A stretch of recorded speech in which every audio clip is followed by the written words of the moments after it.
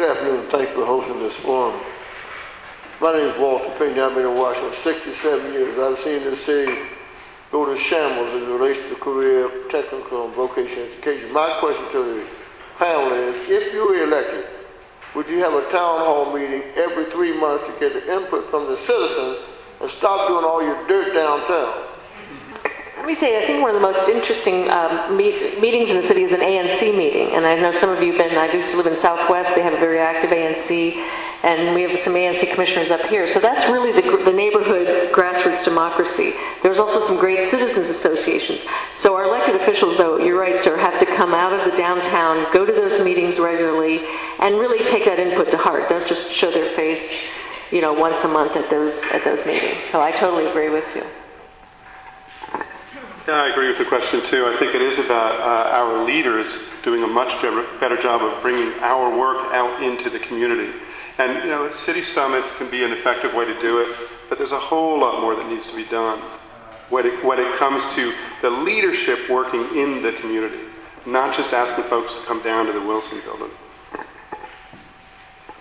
Absolutely. This past weekend, I won the Ward 5 straw poll with 72% of the vote. And the reason why is because when I was the Ward 5 council members, almost monthly, we either had a town hall meeting or economic development summit, kept everybody abreast. And that's how we were able to achieve a great turnaround for Ward 5, because the strength is in the number of the people. If you got the people working with you, come up with our established goals, and then go down and lobby and get the other 6 votes that we needed to get things done. So town hall meetings, economic development summits, and just being in touch with the people and providing them with their desires is the key.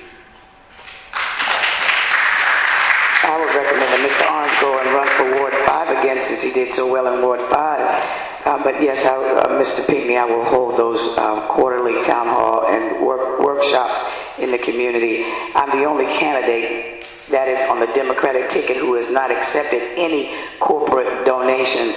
I'm the only one that's an ANC commissioner up here, and I hold monthly meetings with my ANC commissioners as well. But I believe that we represent the people and not ourselves when we get on council, and the community needs to be involved in every decision that is being made on their behalf.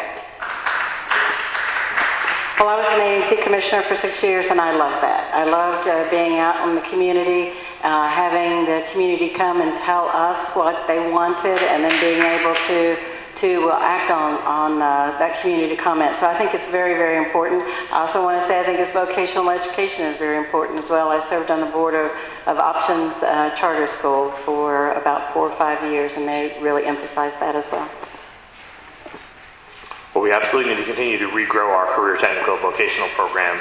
You know, as far as town hall meetings, that's certainly one way to get people in and get them together, but we also have to go to people where they are.